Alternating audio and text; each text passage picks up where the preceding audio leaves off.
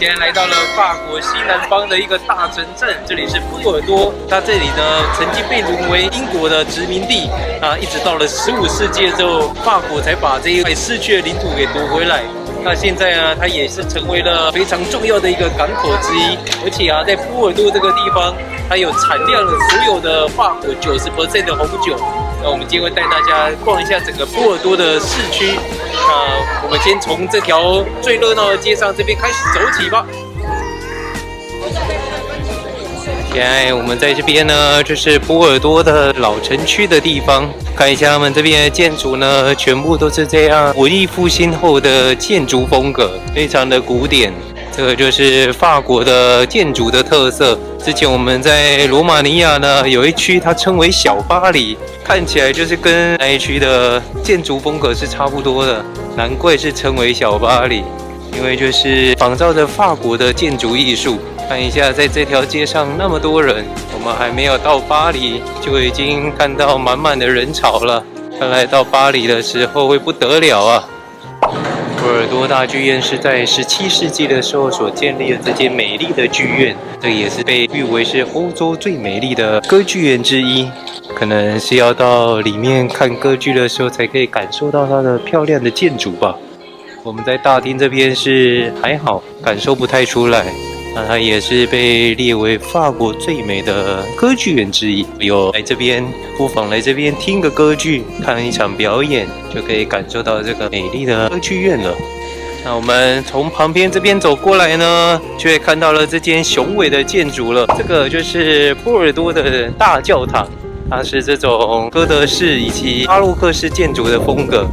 在隔壁的这间是波尔多的美术馆，我们就带大家进去波尔多大教堂里面瞧瞧吧。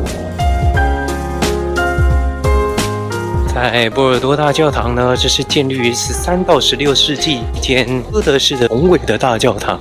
它的内部的风格呢，其实就跟一般哥德式的建筑是大同小异，都是像这种很深的曲线的天花板，然后都是这种高耸的。在这间大教堂里呢，一样它是有许多马赛克的玻璃装置艺术。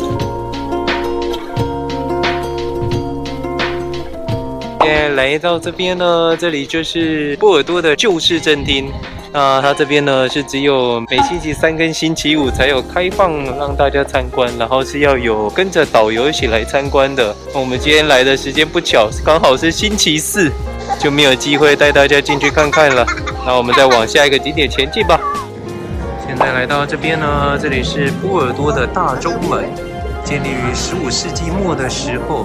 在早期呢，这边是一个防御的系统，现在已经不需要战争了，所以已经渐渐的失去了它的功用。现在呢，它就是一个旅游景点。那在大钟楼的旁边这边，它也是有一间小间的礼拜堂，像是这样小小的一间而已，充分的利用了城墙的地方。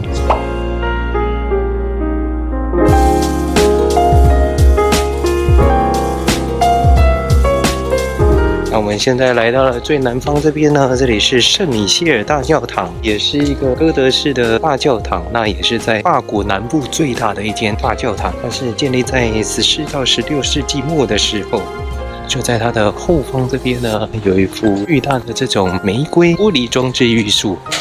从圣米歇尔大教堂那边往回走呢，这边就看到了一间勃艮第门。这个是在1750年的时候修建的一座城门，在当时呢是非常重要的一个进出波尔多的重要道路。往前那里呢就是加龙河了。那在这一带感觉应该是回教的区域。我们一路走过来呢，有很多卖回教的商品，像这边有一间小杜拜、小伊斯坦堡，然后还有一些土耳其料理，像是沙威玛，感觉就是集中在这一区的。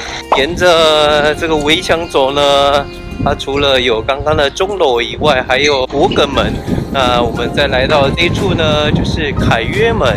这个当时呢也是一个很重要的防御的建设，还保有城墙的雏形。那在城墙上有一尊胜利女神的雕像。现今的城墙呢都已经给拆毁了。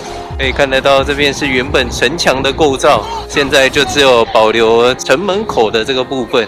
现在来到最后一个景点了，在我后方这边呢，它就是交易所广场。那在地图上这边写说，这里是块水镜，这边是一个像湖面一样，可以拍到整个交易所广场，有点像是天空之镜的感觉。那我猜它现在应该是缺水的原因，所以它现在是没有放水的。那我们看一下，在整个广场这边全部都是这种文艺复兴或者是巴洛克式的建筑，所以这个城市在2016年的时候就已经被联合国列为世界文化遗产之一，这也是法国最大的一个城市的世界遗产。